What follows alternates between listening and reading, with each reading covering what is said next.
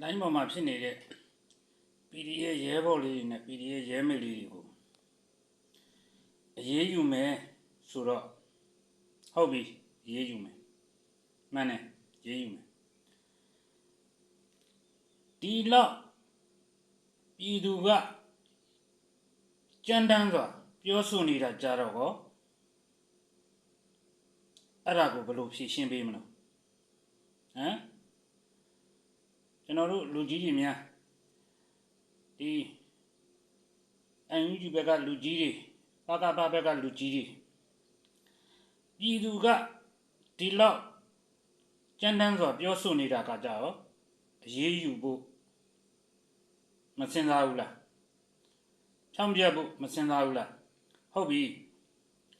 PDF တော်လိုင်းကြီးရဲဘော်ဆိုတာလူငယ်လေးတွေဆိုပုထုဇဉ်လူသားတွေလူငယ်တွေလည်းဖြစ်ပုထုဇဉ်လူသားတွေဖြစ်တဲ့ခါကျတော့တစ်ဖက်ကအော်ကြီးဟစ်ကျန်နဲ့ကျန်းနှန်းစွာပြောလာတဲ့ခါကျတော့ဟိုဘက်ကရဲဘော်မေလေးတွေကလည်းလူငယ်လေးတွေပုထုဇဉ်လူသားတွေဆိုဒေါသလေးရောက်တော့နည်းနည်းတော့ပြန်ပြောမိမှာပဲလေဒါကမှခင်ဗျားတို့ကအရေးယူမယ်ဆောင်ရွက်မယ်ဆိုတော့အဲ့ပြည်သူအပြစ်ပုံချပြောတာမဟုတ်နော်အဲ့ပြည်သူကသူတို့ထုတ်ထားတဲ့ဥပဒေကိုလို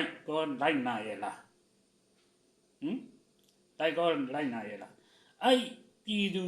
တူတယောက်အတွက်နဲ့ကြံတဲ့ပြည်သူတွေကိုအသက်ဆုံးရှုံးခံပါလားကျွန်တော်တို့ရဲဘော်မေလေးတွေကိုလည်းအသက်ဆုံးရှုံးခံပါလားအဲ့ဒါလေးသိချင်လို့မေးကြည့်တာပါနော်ကြည့်ပါအဲ့မှာဘသူကမှားတယ်ဘသူကမမှားဘူးဘသူကလွန်တယ်ဘသူကမလွန်ဘူးဆိုတာကိုကြည့်ပါရဲဘော်မေလေးတယောက်ကပြောထားတယ်နော်အဲ့ဗီဒီယိုပိုင်းကိုမဖြတ်ပါနဲ့လို့ပြောထားတယ်သူတို့ပြောတာကိုသူတို့ရဲအာမခံရဲလို့အဲ့ဗီဒီယိုပိုင်းကိုမဖြတ်ပါနဲ့လို့ပြောတာနော်အဲ့ကြတော့လူကြီးတွေအနေနဲ့ဟုတ်ပြီဆန်ရင်နာဖွတ်တယ်ဆိုတာတော့ကောင်းပါလား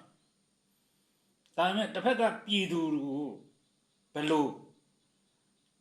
ဥပဒေရထုတ်ပြန်မလဲ